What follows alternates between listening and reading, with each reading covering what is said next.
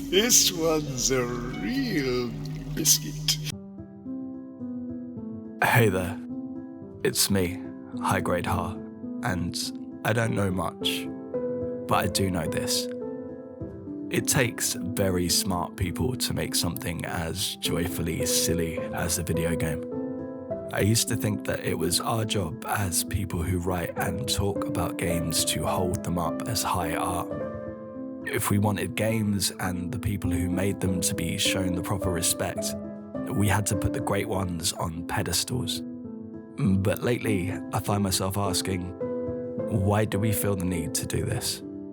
The problem with pedestals, I've realized, is you often see the pedestal more than what's on top of it. Shakespeare wrote in King John, "To gild refined gold, to paint the lily, to throw a perfume on the violet is wasteful and ridiculous excess." This is often shortened to "why gild the lily" in modern parlance, but the meaning is the same. If something is already great, then why do we feel the need to make it more than it is? Are we trying to compensate for something? Is hitting drug addicts with wrenches in an underwater dystopia not enough for us? Are we embarrassed about playing with toys? Because, and I mean this in so much sincerity that you could probably take it as a mission statement for the channel, toys fucking rule. I don't mean this video to be a judgment on whether Bioshock is quote-unquote smart. That's not what this is about.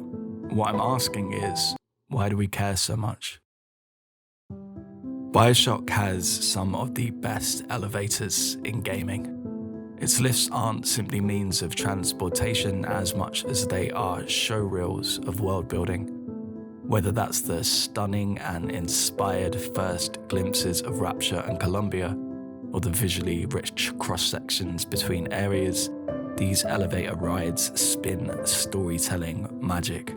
And they do it during an event that we typically expect to be one of gaming's most utilitarian and bland. At the bottom of one of these elevator rides in Bioshock Infinite, you'll first gaze upon a solid gold statue of Columbia's capitalist magnate Jeremiah Fink. As far as subtleness and insight go, a solid gold statue is about the least nuanced, most obvious characterization you could make of a wealthy egomaniac. But it is fucking sexy, right? It's fucking immediate. It does a lot with a little in a short time, and it looks great doing it. And this, wrapped up in one ridiculous statue, is Bioshock. Not too smart, not too insightful, just relevant enough to our current reality to ring true and interesting as speculative fiction, and very sexy. I think that if you ask people why they love Bioshock, they might say something about how its explorations into philosophy and morality resonate deeply with them, but I think we really love Bioshock because its highbrow themes made us feel like big-brain philosophy enjoyers for having fun with its incredibly imaginative and cohesive aesthetic, its confident and deliberate world-building, its masterful atmosphere, and also shooting bees from our fingertips. And somehow, for some reason, somewhere along the way, we decided that these things weren't valid enough reasons to enjoy something. And don't get me wrong, art and architecture and level design, the people who do that stuff are clever. There is genius here, but it is genius in game design. It's the same kind of genius behind games like Doom or any other classic shooter. Sure, the focus is a little different, but I don't believe that Bioshock's writing is any more of an artistic achievement than, say, Doom Eternal's combat loop. Both are equally worth of adoration and respect. And shooting bees is thunderously, wildly stupid. It's Bioshock knowing exactly what it is, which is a pulpy B-movie with an aesthetic so rich that it's easy to mistake for profundity while we're journeying deeper within.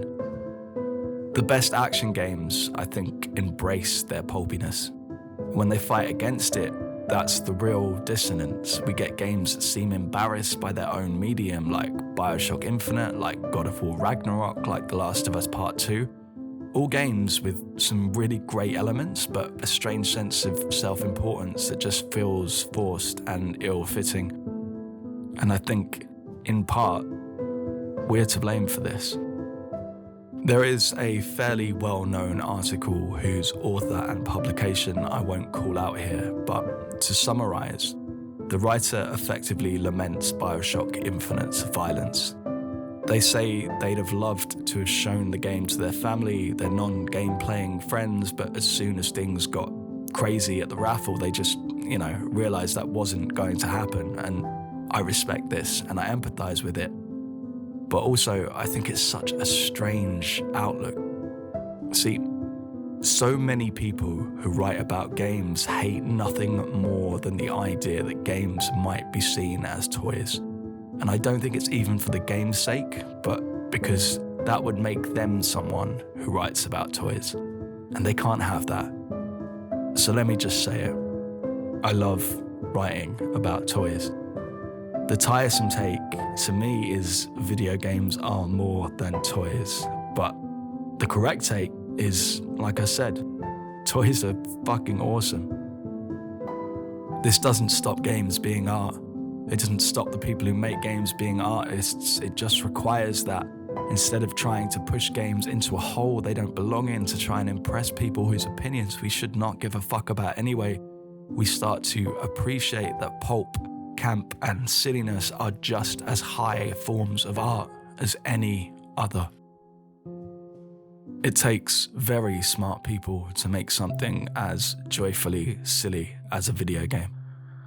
So let's stop trying to gild the lilies and instead rhapsodize just as poetically and with just as much zeal about how fucking cool it is to shoot bees from our fingertips.